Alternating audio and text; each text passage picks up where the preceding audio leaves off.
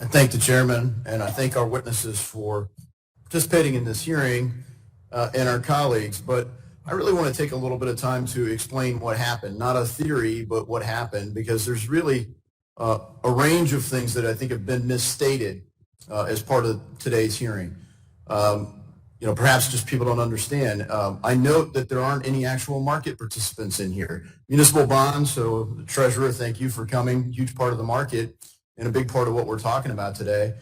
But during the last half of March and really a lot of April of 2020, the Federal Reserve acted boldly and decisively in an unprecedented way. I think PhDs will be written for decades about what went right and wrong there. But for the action of the Federal Reserve and 13.3 provisions, which were frankly stretched to the max of their statutory limit, we would have really had a massive collapse in our markets. Markets work when there's equilibrium between buyers and sellers, and there was no buy side.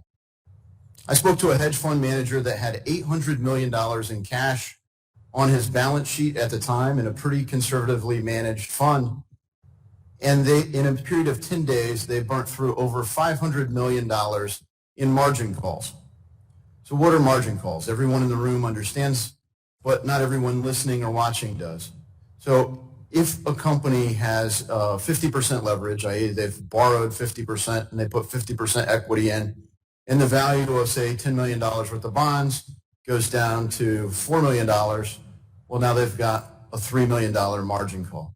So call after call after call, the market was in free fall. It was true in municipal bonds. There was no buy side.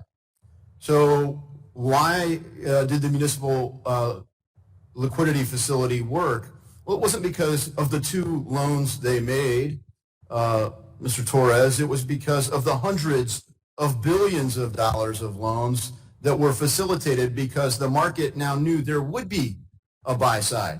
So the free fall stopped, the margin call death spiral stopped. It literally bankrupted hedge funds, and no one's really sympathetic to hedge funds. But what happens when that fails? Well, the pension dollars that are in those funds go away. So your teachers, firefighters, policemen, and whatnot are out money. The hardworking men and women of America who are counting on us to make this work are hurt.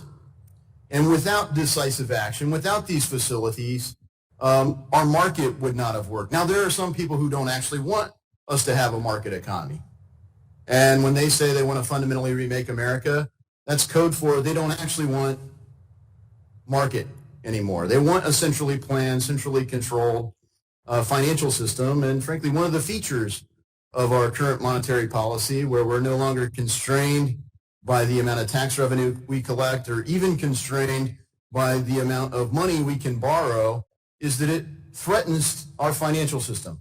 It could actually collapse it. Now, it's hard to believe that people actually think that's a good thing, and very few will admit it publicly, but this is something that people that support modern monetary theory believe. Now, they believe it, maybe some do, that it can continue to work because we have a currency.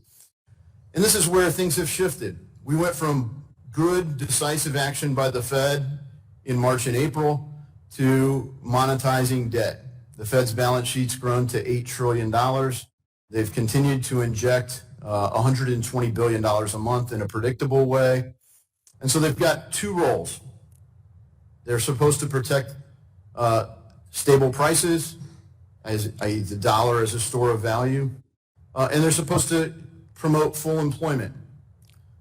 They're not doing well on either metric.